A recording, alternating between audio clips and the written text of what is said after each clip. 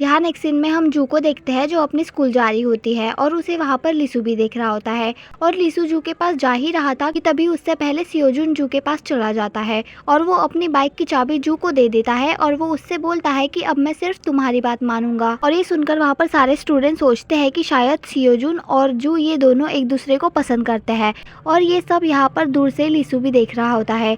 और फिर जब सियोजुन वहाँ से चला जाता है तो लिसु पीछे से जू का हाथ पकड़ लेता है और वो उसे जाने से मना कर देता है। फिर यहाँ लिसु जू को कुछ बताने वाला होता है लेकिन वो उसकी जगह पर उसे साइंस का एक सवाल पूछ लेता है। फिर नेक्स्ट सीन में यहाँ जू अपने क्लास में होती है और वो सियोजुन की बाइक की चाबी देखते हुए कुछ सोच रही होती है। फिर तभी उसके पास सियोजुन आता है तो वो सियोजुन से पूछती है कि तुमने अपनी बाइक की चाबी मुझे क्यों दी। तो सियोजुन उसे बोलता है कि मैं तुम्हारी हर बात मानना चाहता हूँ। तो तब सब लोग ये सुनकर शॉक हो जाते हैं। फिर इसके बाद सियोजुन जू को लेमन जूस देता है और वो वहाँ से चला जाता है। तो जू उसे बोलती है कि मुझे लेमन जूस नहीं पसंद, मुझे स्ट्रॉबेरी जूस पसंद है। और यहाँ पर ये सब लिसु भी देख रहा होता है। फिर जब सियोजुन अपने दोस्तों के साथ बाहर आता है तो वहाँ पर जू भी आई होती है और वो उसे आवाज देकर उसकी बाइक की चाबी उसे वापस दे देती है और वो वहाँ से चली जाती है। तो तब सियोजुन शॉक हो जाता है। फिर इसके बाद वो सब केमिस्ट्री लैब में होते हैं जहाँ पर लिसु ने जू के लिए पहले से ही जगह पकड़ रखी थी। और फिर लिसु जू को अपने पास बैठने के लिए बोलता है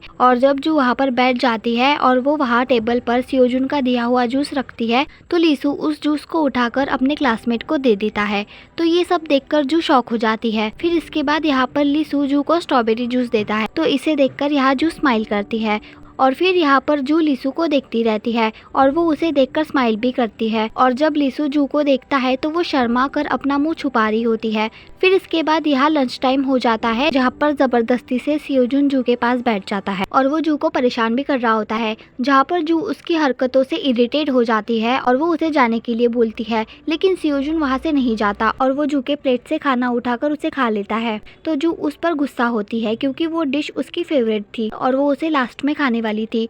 तो ये सुनकर सियोजुन अपने दोस्तों को वो डिश लाने के लिए बोलता है तो उसके दोस्त बहुत सारी वो डिश ले आते हैं। और फिर यहाँ पर सियोजुन जू के साथ फ्लर्ट भी कर रहा होता है जहाँ पर वो सारे स्टूडेंट उन्हें ही देख रहे होते हैं। और तभी वहाँ पर एक लड़की उन दोनों की फोटो भी खींच लेती है और तभी वहाँ पर सियोजुन कुछ ऐसा बोल देता है जिसे सुनकर जू उसके मुंह पर ही थूक देती है और वो सियोजुन का चेहरा देखकर अपनी हंसी कंट्रोल नहीं कर पा रही होती है। और यहाँ जब जू जा रही होती है तो उसके पीछे टॉयलेट पेपर चिपका होता है जिसे सियोजुन देख लेता है और वो उस पेपर पर पैर रखकर जू को आवाज देता है। फिर जू उसके पास आती है और वो उसे अपना मजाक बंद करने के लिए बोल रही होती है। तभी जू से एक लड़का टकरा जाता है और वो गिरने ही वाली होती है लेकिन सियोजुन उसे बचा लेता है। और वहाँ पर सारे लड़के उन दोनों को छेड़ने लग जाते हैं जिन्हें लिसु भी देख रहा होता है।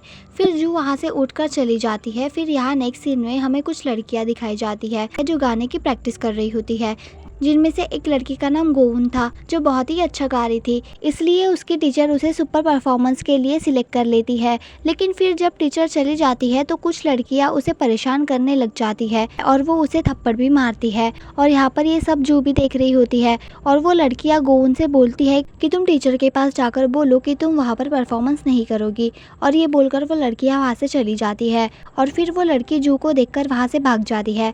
यहाँ नेक्स्ट सीन में जू बस में बैठकर अपने फ्रेंड के साथ जा रही होती है और तब भी वहाँ पर सेमी आ जाती है और यहाँ पर जू सेमी को देखकर काफी ज्यादा घबरा जाती है। और यहाँ पर सेमी जू को बिल्कुल भी नहीं पहचान पाती और वो जू से बात करने की कोशिश भी करती है क्योंकि जू उसे काफी सुंदर लग रही थी। पर यहाँ पर जब जू की फ्रेंड जू का घबराया हुआ चेहरा देखती है तो वो बस रोकने के लिए बोलती है और वो सेमी को धक्का देकर वहाँ से उतर जाती है। फिर यहाँ जू की फ्रेंड पूछती है कि तुम उसे देखकर इतना घबरा क्यों गई, तो जू उसे कोई जवाब नहीं देती। फिर यहाँ नेक्स्ट सीन में हम लिसु को देखते हैं जो अपने घर में गेम खेल रहा होता है और वो खेलते खेलते जू और सियोजुन के बारे में सोच रहा था और यहाँ लिसु इस वजह से जेलस भी था। फिर यहाँ वो जू को मैसेज करता है और इसके बाद उसकी फ़ोटो को देखकर फ़ोन को अपनी जेब में रख देता है। पर तभी उसके पास जू का कॉल आता है, पर यहाँ पर जू नहीं बल्कि उसका भाई लिसु से बात कर रहा होता है। और फिर जब जू वहाँ पर आती है तो वो अपने भाई पर चिल्लाते हुए अपना फ़ोन वापस ले लेती है और तब वो देखती है कि कॉल पर लिसु है, इसलिए वो फट से कॉल कट कर देती है और फिर वो अपने रूम में आ जाती है और फिर वो लिसु को कॉल करती है तो वो उसे बताती है कि गलती से फ़ोन कट हो गया था। फिर यहाँ लिसु उसे अपनी जैकेट लाने के बहाने वो जू को प्लेग्राउंड में आने के लिए बोलता है। फिर यहाँ जू वापस मेकअप करने जाती है। फिर जब वो आकर जैकेट को देखती है तो उसे पता चलता है कि वो जैकेट तो गीला है, इसलिए फिर वो जैकेट के बिना ही लिसु से मिलने जाती है। और यहाँ लिसु बैठकर एक कैट के साथ खेल रहा होता है, जहाँ पर जू भी आकर उस कैट के साथ खेलने लग जाती है, जहाँ पर जू और लिसु बहुत सारी बातें करते हैं। फिर जू उसे बताती है कि तुम्हारा जैकेट गीला है, इसलिए मैं उसे कल तुम्हें वापस कर दूंगी। और ये बोलकर वो वहाँ से जा रही होती है। नेक्स्ट पार्ट के लिए सब्सक्राइब करें।